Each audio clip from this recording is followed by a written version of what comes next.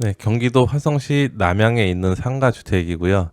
지금 이 건물 같은 경우에는 위반건축물로 등재가 되어 있어요. 상가주택인데 1층에 상가로 되어 있지 않고 지금 주택으로 되어 있는 현황입니다. 제가 이 주택 같은 경우에는 현장을 갔다 와서 잘 알고 있어요. 그 사건 번호는 2023 타경 81,369번이고요. 매각기일은 3월 10일, 아직 한 달 정도 남았네요. 토지 면적은 73평, 토지는 코너에 위치해 있습니다. 건물의 가시성은 좋아요. 시원하게 뚫려 있는 건 장점입니다. 건물의 면적은 115평, 건물이 조금 작은 것 같아요. 그래서 가구 수가 위반인데도 불구하고 몇 개 안 나오고 월세도 그렇게 많이 나오진 않는 것 같습니다. 감정가는 11억 정도의 감정평가가 되었고요. 최저가는 5억 4천만 원부터 진행이 되죠. 이렇게 떨어졌어요. 일반적으로 남양 같은 경우에는 보통 8억 선에 정리는 다 되던데 얘는 이 금액에서 저는 최저가 근접하게라도 들어올 줄 알았더니 아무도 안 들어왔더라고요. 그래서 지금 현재 5억 4천까지 떨어졌다. 근데 이제 제가 설명드리기 전에 화성시 같은 경우에는 위반 건축물에 대해서 상당히 엄격합니다. 위반에 대해서 엄격해요. 엄격해서 우리 그 이행 강제금 있잖아요. 이행 강제금을 계산한 그대로 부과하지 않고요. 여기서 그 할증이라고 하나요? 할증? 곱하기 몇 배수 해가지고 할증해 갖고 때려요. 그래서 보통 이 정도 면적이어도 한 돈 1,000만 원 정도 나옵니다. 1,000만 원 정도. 이런 거 감안하고 입찰하셔야 돼요. 1,000만 원 정도는 나온다. 그렇게 생각하셔야 됩니다. 그리고 사진을 한번 볼까요? 사진을 맨 첫 장부터 보도록 하겠습니다. 그쵸. 1층 101호 외부 출입문이라고 이렇게 써 있는데 여기 써 있죠. 1층 101호 외부 출입문. 지금 이쪽이 대장상 상가로 되어 있어요. 상가로 되어 있는데 지금 이쪽에서는 상가처럼 보이는데 여기가 지금 주택으로 사용을 하고 있습니다. 이 안쪽으로 이렇게 돌아가면 주택으로 들어가는 문을 이렇게 만들어 놨어요. 주차장 안쪽으로 가면 이렇게 문이 있습니다. 같은 공간으로 이렇게 쓰고 있는 거예요. 이쪽이 그런 구조로 되어 있고요. 그리고 건물의 전면인데 이렇게 코너 자리로 되어 있는 거는 상당히 장점이기는 한데요. 이게 왜 이런지 모르겠어요. 그 주차장으로 올라가는 요 오르막이 상당히 좀 가파릅니다. 가파라요. 좀 위험해 보이더라고요. 사진보다는 좀 더 가파라요. 그런 거 참조하셔야 됩니다. 이렇게 돼 있고 1층 101호 주택으로 쓰고 있다고 얘기 드렸잖아요. 문은 이 안쪽에 있어요. 이렇게 아마 이따가 사진에 나올 겁니다. 그 사진 나오면 한번 더 설명을 드리고 101호 그렇죠. 101호 여기 있죠. 이게 주차장 안쪽으로 이렇게 쭉 들어가면은 101호가 이렇게 있어요. 그리고 측면 이렇게 막 쓰레기 버려져 있죠. 이거 제 영상 보신 분 계신지 모르겠지만 쓰레기 엄청납니다. 이 부분에 지금 쓰레기가 막 한가득이에요. 한가득. 제가 한 두 달 전에 갔다 왔으니까 지금은 더 쌓였겠죠. 청소하시는 분도 안 계시니까. 쓰레기 엄청납니다. 현관 출입문인데 비밀번호가 아마 이쯤에 써 있을 거예요. 여기 써 있나? 아무튼 이렇게 두리번 하다 보면은 비번이 써 있으니까요. 비번 눌러서 내부 한번 들어가 보셔도 돼요. 네, 앞으로 온 영상 보셨어요? 쓰레기 엄청 많았었죠. 그죠? 그 다음에 2층 202호, 3층 302호. 이게 건축물 대장상에는 두 각으로 되어 있는데 현황은 지금 세 각으로 되어 있을 거예요. 층별로. 2층, 3층이 위반일 겁니다. 4층 401호, 402호. 402호, 4층도 아마 402호 한 개로 되어 있는데 두 개로 되어 있는 것 같아요. 여기가 주인 세대. 이행강제금 엄청 세요. 근데 또 반대로 생각하면 1,000만 원 정도 나온다고 했잖아요. 여기가 아마 투룸이 60만 원 정도 나올걸요. 60 월세가. 그럼 1년치 월세 받아서 이행 강제금 내도 돼요. 그래도 남으니까 이렇게 하는 겁니다. 여기 계신 분들은 이 남양이 인근에 공장이 많아서 월세 임차 수요는 정말 많은 동네예요. 공실이 안 나요. 건물 뒷면 이렇게 내부에는 제가 봤을 때 크게 하장 없었던 것 같고 옥상의 방수도 그렇게 많이 까져 있는 모습은 아니에요. 이 끝에 부분만 좀 잃고 전반적으로는 양호해 보이기는 합니다. 사진으로 봤을 때에는 건물 이렇게 보이고 측면 1층 그렇죠. 이게 지금 3층 사진인데 301호, 302호, 303호 아마 이게 위반일 거예요. 이게 없어야죠. 이게 위반일 겁니다. 1층엔 5대 정도. 도면 이건 깔끔하게 나오네요. 이 도면을 보고 제가 한번 어떻게 쪼갰는지 설명을 드릴게요. 이게 정상적인 건데 지금 이쪽으로 문을 냈었고요. 그쵸? 요렇게는 현관으로 쓰고 있는 거로 추정이 돼요. 그리고 요렇게 해서 아마 제가 보기에는 아니다. 다시 이거 살짝 지울게요. 여기만. 그러니까 이렇게 해서 원룸으로 쓸 수도 있는데 좀 작잖아요. 원룸으로 쓸 수도 있을 것 같고 아니면 이렇게 해서 1.5룸 형태로 1.5룸 형태로 쓰겠네요. 현관 들어오면 화장실이 있고 발코니가 있고 주방이 있어야 되잖아요. 주방이. 아마 주방을 이쯤으로 이렇게 놨을 거예요. 주방. 그 다음에 여기는 방. 그리고 여기는 그냥 막고. 그리고 201호하고 202호는 다 투룸으로 쓰고 있는 거고요. 투룸. 이렇게 투룸. 그럼 얘는 1.5룸. 분리형 원룸이라고 하죠. 1.5룸이고 얘는 투룸. 얘도 투룸. 이렇게 되는 겁니다.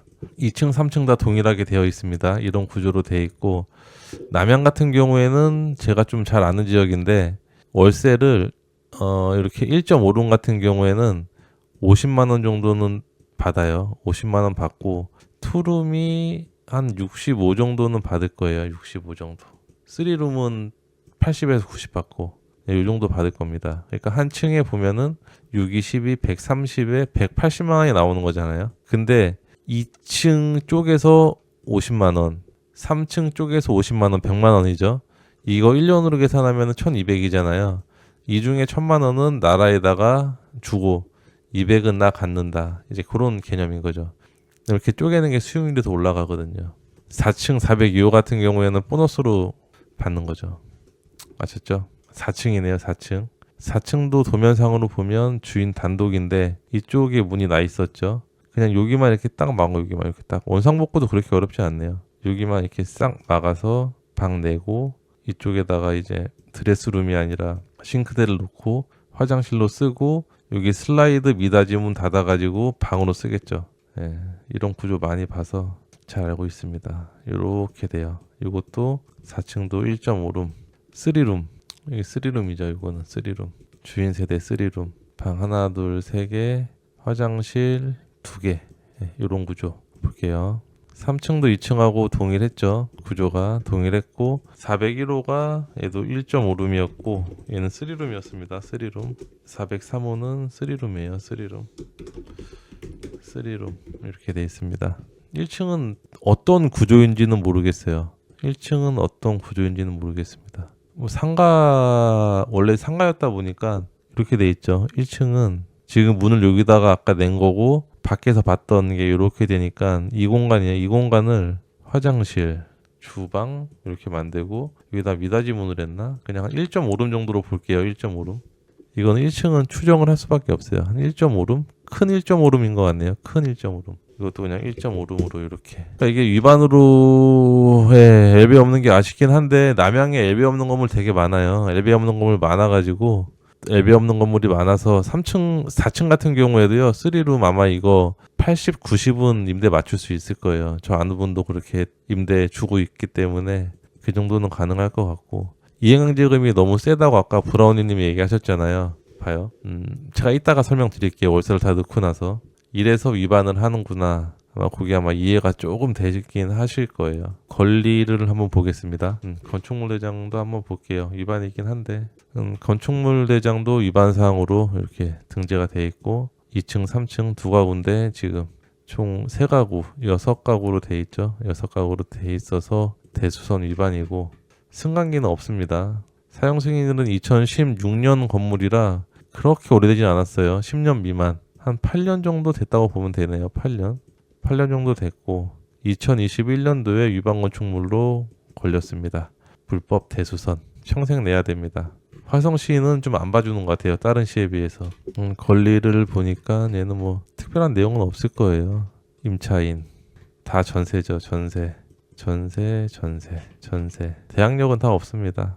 다 없고요. 그냥 명도만 잘 하시면 돼요. 이 보면 다 임차권 등기 있잖아요. 임차권 등기, 임차권 등기는 한 명 있네, 한 명. 근데 이렇게 임차권 등기 하신 분들이 명도할 때 좀 애먹는 경우들이 많아요. 법원에 가서 사건 열람을 해도 연락처도 없고 쪽지를 붙여도 연락도 안 오고 결국에는 어쩔 수 없이 인도명령 넣고 집행까지 가는 경우들도 있어요. 연락이 안 돼서 아쉽죠. 건물 등기부등본도 특별한 내용은 없어요. 근저당권이 말소기준 권리이고 전부 다 소멸이 되는 권리입니다. 뭐 인수하는 건 없으니까요. 문제는 없어요. 근데 이런 물건은 이제 명도하는 게 조금 애로사항이긴 한데 명도야 시간을 갖고 하면 되는 거니까요. 그거는 뭐 크게 문제 될 것 같지는 않고요. 근데 위치를 대략적으로 한번 봐야 되겠죠. 위치는 제가 카카오맵으로 해서 보겠습니다. 아마 화성시청 근처에 있을 거예요. 화성시청이 이렇게 있고요. 이 자리에 있어요. 이 자리. 여기가 전부 다 상가주택, 다가구주택이래요. 근데 공실이 거의 없더라고요. 이렇게 쭉 보면은 공장이 엄청 많아요. 이런 데가 다 공장이잖아요. 공장. 그리고 기아차가 화성에 있기 때문에 기아차에 근무하시는 분들도 상당히 많이 여기 거주하고 있어요. 여기 화성 남양기술연구소 보이시죠? 여기에서 근무하시는 분들도 남양에서 많이 거주를 하고 있어요. 이렇게 지도로 보면은 사람 살만한 동네는 여기밖에 없습니다. 여기. 나머지는 다 개별 입지고 좀 시골틱해서 젊은 사람들은 여기 아니면 갈 데가 없어요. 네, 갈 데가 없어요. 그래서 이쪽에 많이 거주를 하고 있습니다. 이렇게 거주하고 있고 아니면 향남 쪽으로 가는데 향남보다는 여기가 가까울 거예요. 그러니까 이쪽에 많이 거주를 하고 있어요. 그렇죠. 화성이 진짜 이게 잘 몰라서 그러는데요. 공장이 많다 보니까 오히려 대학보다 한 번 들어오면 잘 안 나가고 안정적으로 오래 가요. 그 지방의 대학교 앞에 찾는 것보다 차라리 화성 쪽으로 해서 직장인 수요 노리는 게 훨씬 낫다니까요. 지방의 다가구는 학생들이 자꾸 들락날락 이렇게 하는데 직장인 수요는 한 번 들어오면 퇴사하기 전까지는 애지간해서 안 옮깁니다. 예, 안 옮겨요.